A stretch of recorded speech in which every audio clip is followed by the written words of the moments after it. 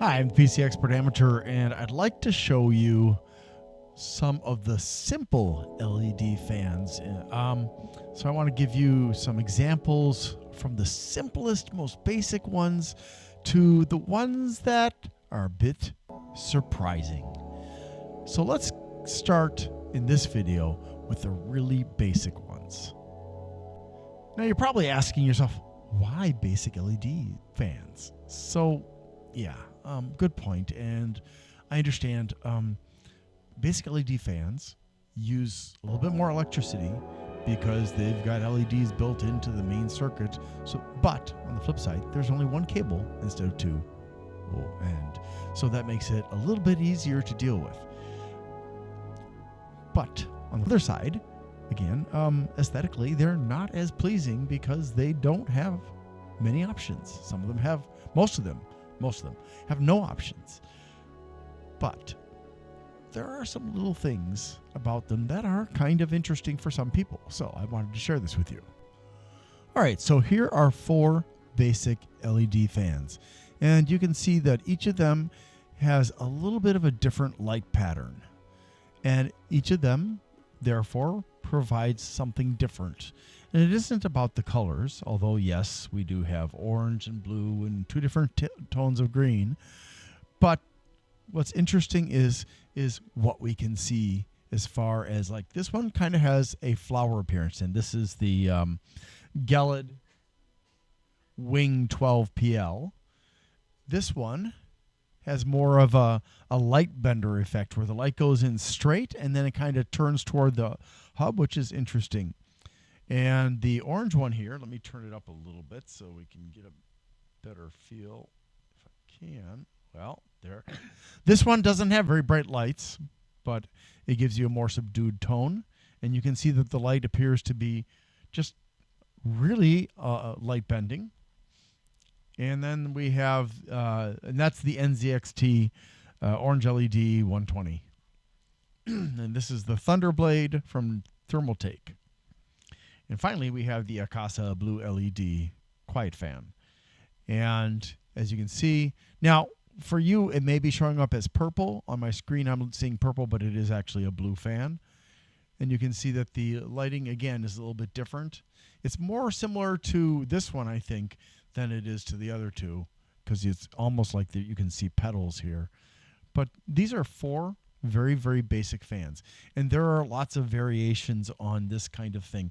Depends on each of them has variations in the way the light goes through the blades, is how bright the lights are, and so on and so forth.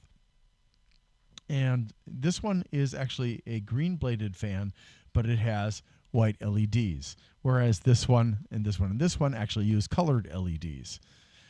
So there are lots of different ways to accomplish interesting little tricks like this.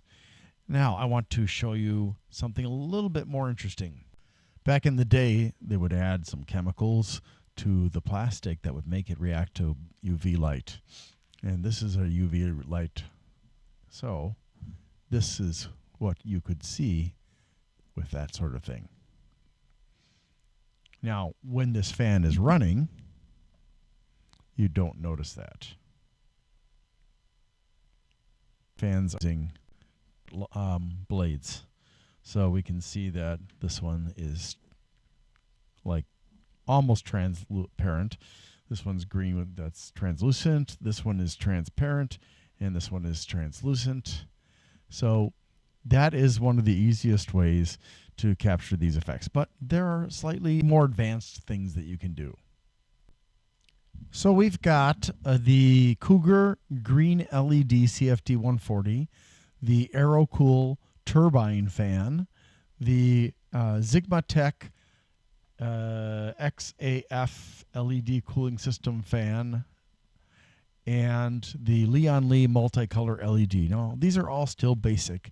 They're just manipulating physical things to create different effects. So this one has these ridges in the convex side of the blade. You can see that there. This one uses alternating translucent and chromed blades. This one uses a wavy blade. Sorry, I'm aiming the camera at the wrong thing. And this one just uses clear blades, but you'll see why this one is in this lineup in just a second here. But we're going to start with the Cougar CFD 140.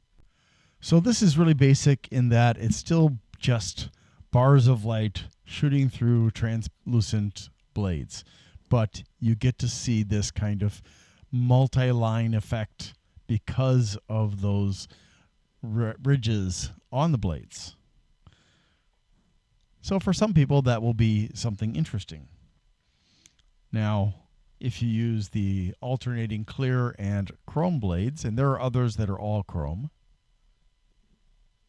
you get another effect where it looks like that, which is kind of cool because the blades have produced this illusion that the lighting is very, very wide, and then the bulbous hub cover produces that central lighting effect, even though it is something that you would not expect to see. And then this Xigmatek somehow, with those wavy blades, produces an almost a square. And of course, now you get to find out why the Lian Li is in the lineup. And it isn't because of a physical change of the blades, it's because it's a physical change of the lights.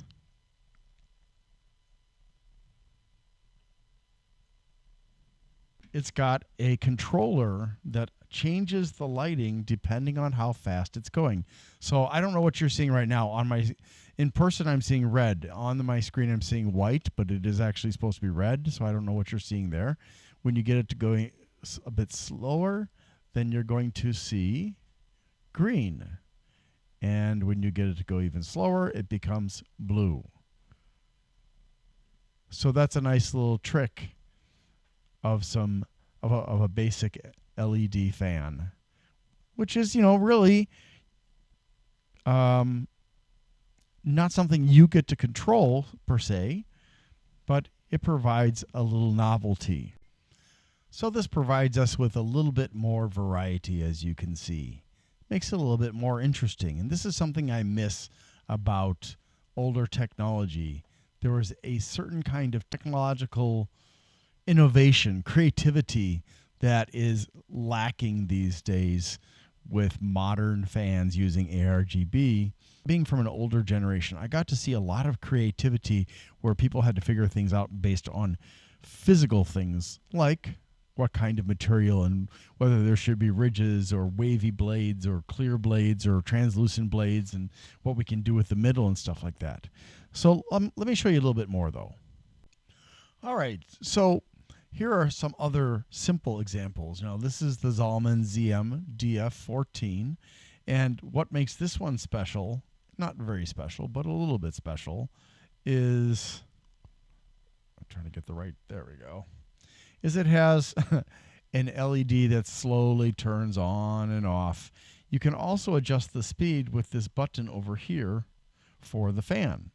And there are 3 different speeds that are controlled by that button. So that's nothing much, but it's a little bit of creativity.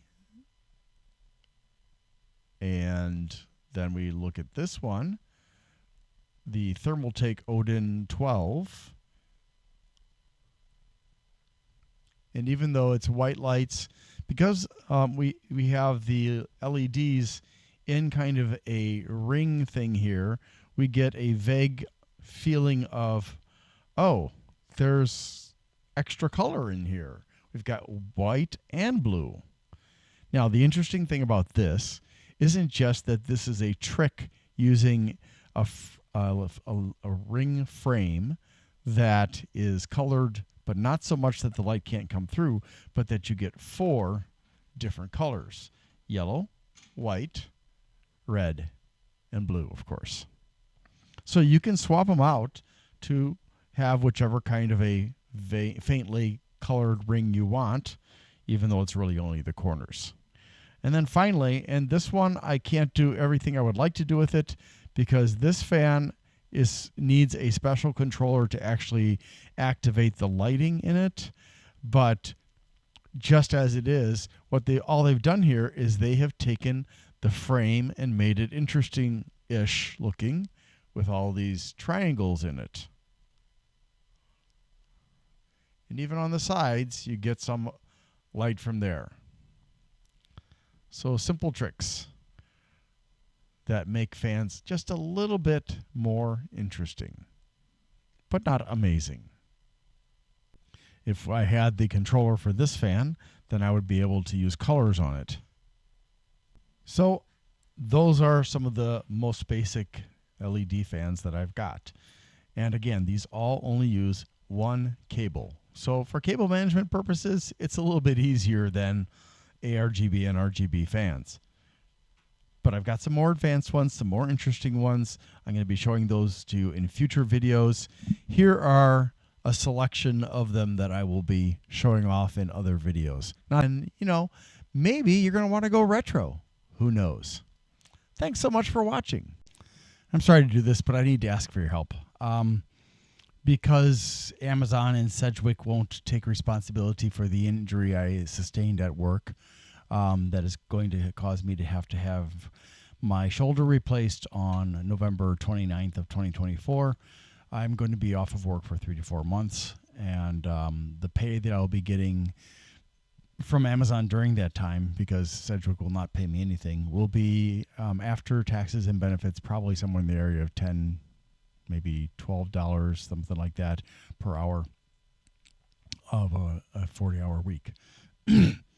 And so that's going to be very financially troublesome for me, to put it mildly. I mean, just my rent alone is like $1,150, and then there are all the other expenses. I do have some help, but I do appreciate it if anybody is willing to help. You can join my channel, Glenn's Fast Reviews, or you can go to patreon.com/GlennMII and become a member there. If you can't safely do that, please don't, though. I don't want anybody financially getting into trouble trying to help me. That would just that would make me feel really, really bad, as if somehow I was responsible for the choice you made, even though it was your choice. So if you can't, that's okay. It's okay. Thank you so much for your support. I really appreciate it. Hope you have a great day.